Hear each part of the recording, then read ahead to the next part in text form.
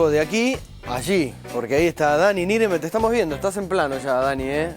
Estás en el Museo Etnográfico y hiciste una breve introducción de lo que se podía ver, pero me gustaría que nos explayáramos un poco más en las alternativas, las propuestas que hay, sobre todo también para pensar que uno puede ir ahí con sus hijos y disfrutar de ese lugar ahora en vacaciones de invierno.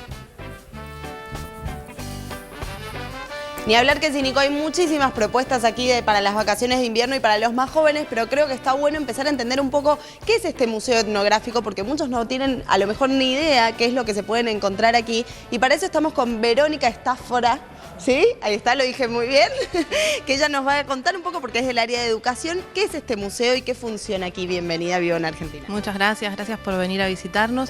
El museo es un museo de antropología que depende de la Universidad de Buenos Aires. Entonces, lo que tiene interesante es que a partir de las investigaciones de los arqueólogos y los antropólogos sociales, nosotros podemos contar cómo viven y cómo ha sido la historia de diferentes sociedades en diferentes momentos y lugares.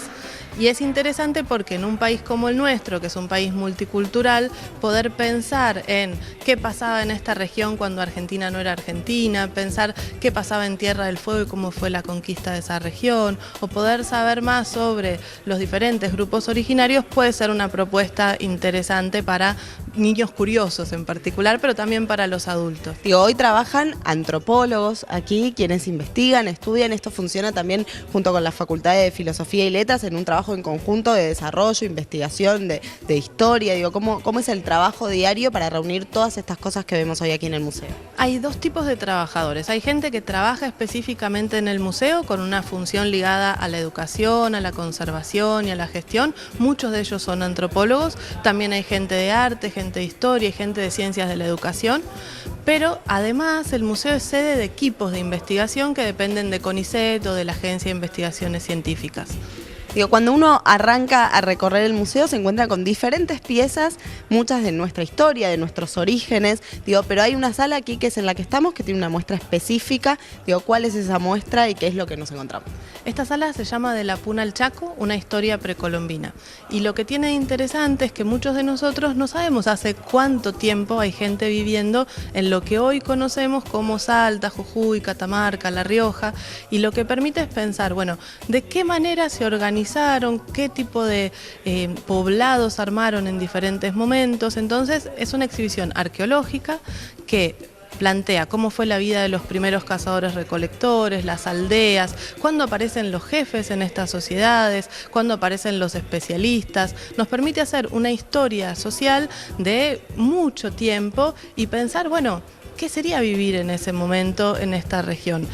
Digo, a mí me parece interesante porque hablamos de la conservación, ¿no? Y ustedes conservan hasta el nombre, porque si uno se podría creer que si uno hace el museo hoy, llevaría otro nombre, ¿no? Exactamente. Si hoy este museo se creara y no en 1904 como se hizo, probablemente tendría un nombre como etnográfico.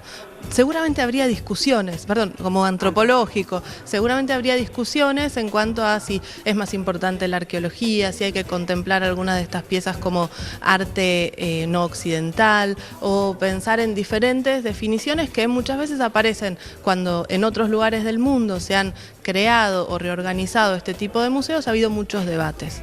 Digo, y cuando hablamos de etnográfico, digo, en algún punto hablamos del estudio entre dos personas, digo, de otros, pero ustedes me decían algo como de no usar la palabra raza, ¿no? Digo, de esto de que es parte también de nuestra historia y de sacarla del lenguaje de los argentinos, la palabra raza. ¿Por qué?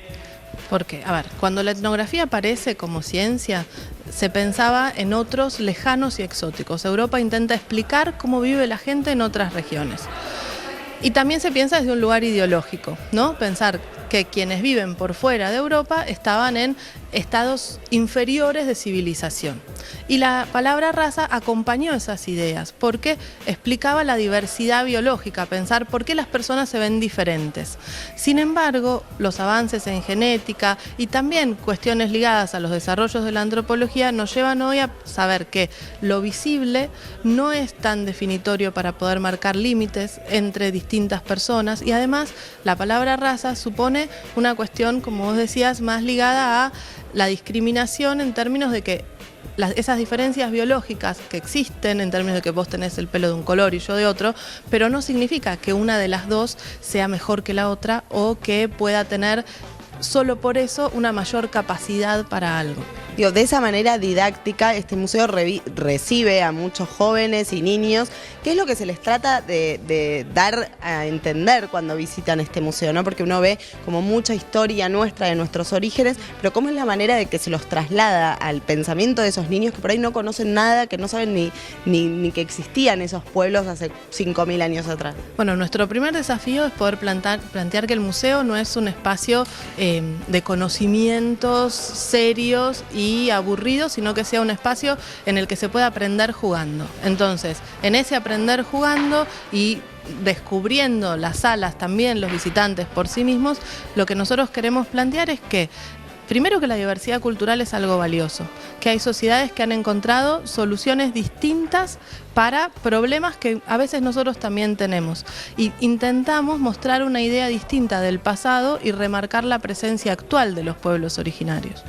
Bueno, nos vamos a quedar en este museo porque es súper interesante, chicos, porque ella nos contaba, Vero, acerca de lo que hay en esta muestra, pero también arrancan las vacaciones de invierno y van a acercarse un montón de jóvenes como hay hoy acá, pero dentro del marco institucional todavía de una escuela, digo, porque aún no arrancaron sus vacaciones, pero a partir del lunes tienen la posibilidad de acercarse a este museo y hacer un montón de actividades con cosas lúdicas relacionadas a esas épocas. Así que en un ratito nosotros vamos a volver acá y vamos a estar viendo todas esas actividades y otra parte del museo también muy antiguo, que es el museo del museo, así nomás se los digo. Así que en un ratito volvemos. Muchísimas gracias, Vero. Gracias a vos.